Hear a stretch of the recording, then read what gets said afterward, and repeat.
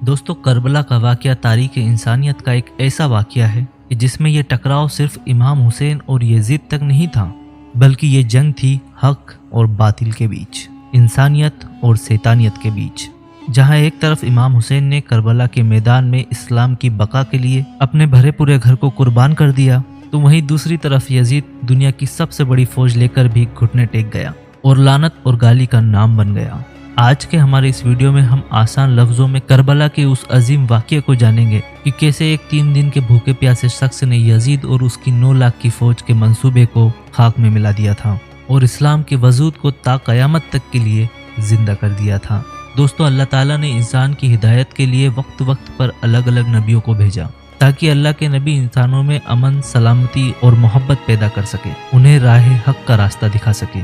और आखिर में अल्लाह ने अपने महबूब हजरत मोहम्मद मुस्तफ़ा सल्लल्लाहु अलैहि वसल्लम के ज़हूर के बाद अल्लाह ने यह हुक्म दिया कि मोहम्मद मेरा आखिरी नबी है। लेकिन अल्लाह के रसूल की वफ़ात के बाद अभी असहाब रसूल और इमाम वक्त मुसलमानों में रसूल अल्लाह के पैगाम को फैला ही रहे थे कि सन 60 हिजरी में एक जालिम और बदतरीन बादशाह सरेआम ये कहने लगा कि कोई खुदा नहीं और ना ही कोई नबी है, न कुरान और ना ही कोई दीन है। वो तख्त पर बैठकर सरेआम शराब पीता था, जिना करता था, गुनाह करता था, झूठ बोलता था। उसकी दौलत और लाखों की फौज के सामने तमाम मुसलमान खामोश रहे। लेकिन अल्लाह के रसूल के प्यारे नवासे हुसैन इब्ने अली खड़े होकर ये कहने लगे कि ए लोगों, मैं गवाह हूँ कि मेरा नाना अल्लाह का रसूल है और कुरान अल्लाह की तरफ से ज़मीन पर आया है ताकि इंसानों में अरब और अज़म के इस तफर को ख़त्म कर सके।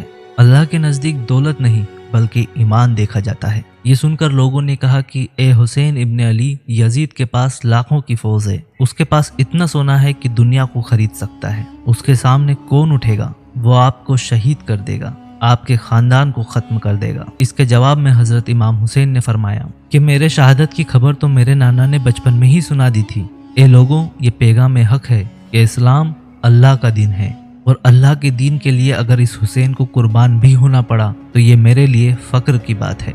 तुम क्यों डर रहे हो वक्त के यजीद के सामने? अगर आज यजीद तुम्हें कत्ल भी कर दे तो तुम्हारे खून का एक एक कतरा इस्लाम की गवाही देगा और आने वाली नस्लें ता क़यामत तक तुम्हें याद करती रहेगी।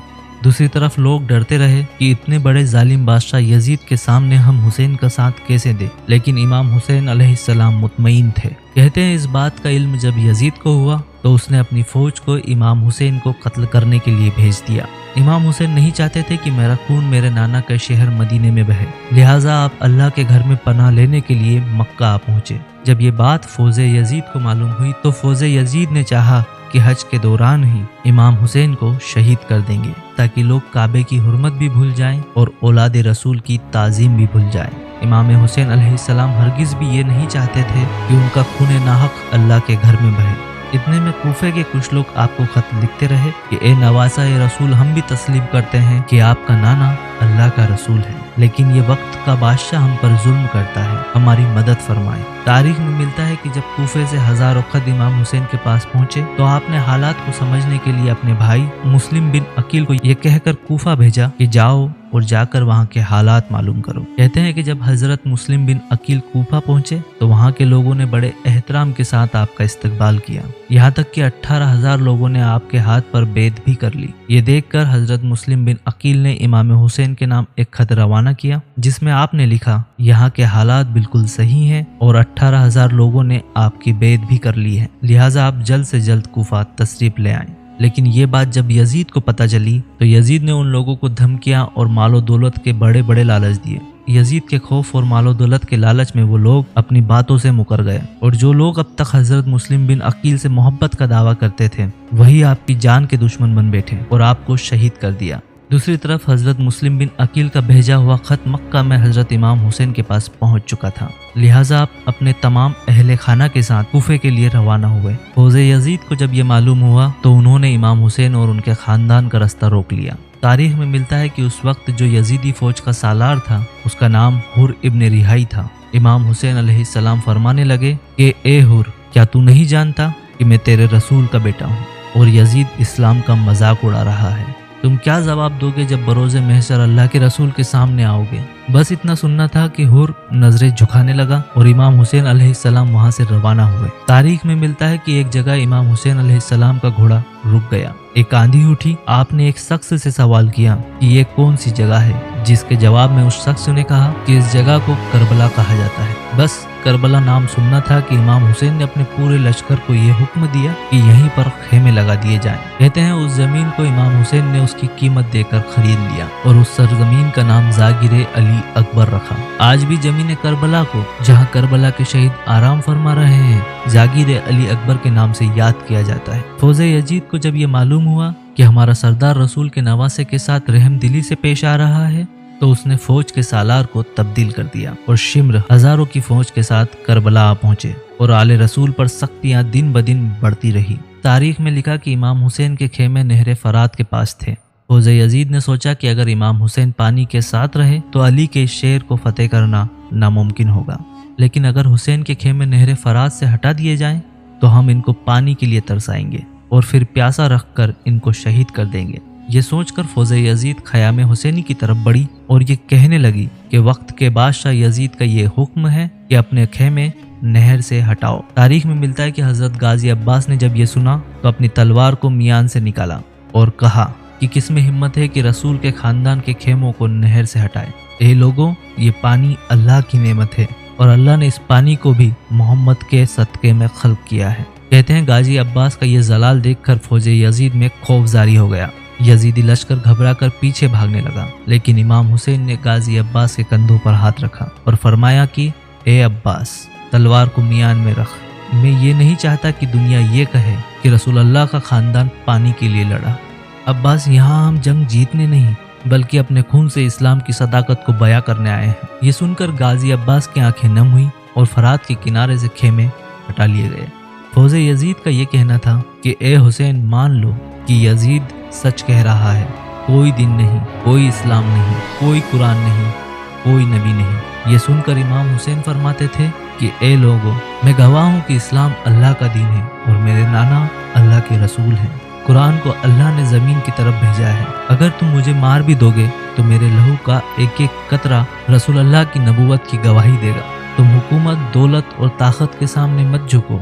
याद रखना, ये ताकत, ये हुकूमत सब फना हो जाएगी, लेकिन अल्लाह का दीन हमेशा बाकी रहेगा, उसका नाम बाकी रहेगा। लेकिन अफसोस, फौजे यजीद दिन ब दिन आप पर जुल्म बढ़ाती रही कि आप यजीद की बेत करें, यहाँ तक कि आपका पानी बंद कर दिया गया। आप प्यासे रहे। तारीख में मिलता है कि इमाम हुसैन का खानदान 3 दिनों तक करबला के मैदान में प्यासा रहा। फौजे यजीद इस कोशिश में थी कि इमाम हुसैन के खानदान को इतना सताएं, उन पर इतना जुल्म करें कि वो हमारी बात मान ले। लिहाजा इमाम हुसैन की आंखों के सामने उनके अजीज और अपनों को कत्ल किया गया। आपके सामने आपके जवान बेटे अली अकबर को शहीद किया गया। आपकी आंखों के सामने आपके भाई अब्बास को नहर किनारे शहीद किया गया। जब आप अपने 6 माह के बच्चे अली असगर को लेकर मैदान में आए और फरमाने लगे कि तुम्हारी जंग तो हुसैन से है, ये 6 माह का बच्चा 3 दिन से भूखा प्यासा है। ए जालिमो, इस बच्चे ने तुम्हारा क्या बिगाड़ा है?